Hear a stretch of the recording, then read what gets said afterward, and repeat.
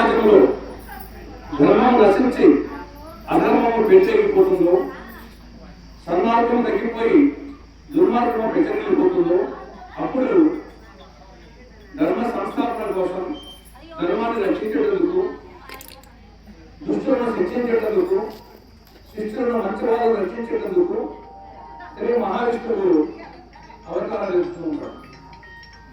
ఆ విధంగా ద్వాపరయుగంలో అంటే ఇప్పటికీ 3228 సంవత్సరాల క్రితం, ద్వాపరయుగంలో 3228 సంవత్సరాల క్రితం శ్రావణ మాసంలో కృష్ణపక్షంలో అష్టమి నాడు శ్రీ మహావిష్ణువు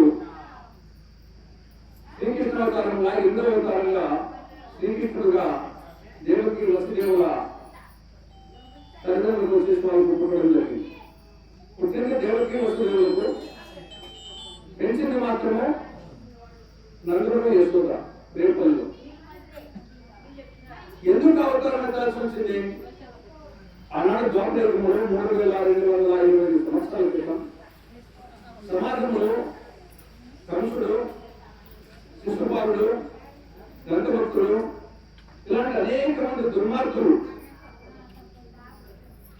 సమాజంలో వచ్చేసి సమాజంలో మంచి వాళ్ళను సంహరిస్తూ వాళ్ళను బాధ పెడుతూ ఆ విధంగా దుర్మార్గులు కంసుడు లాంటి వాళ్ళు, శిశుపాలు లాంటి వాళ్ళు పేట్రేగిపోతా ఉంటే అప్పుడు అటువంటి దుర్మార్గులను సంహరించి శిక్షించి సన్మార్గులను రక్షించడం కోసం మహావిష్ణువు శ్రీకృష్ణుడుగా ఈ భూమి మీద పుట్టాడు.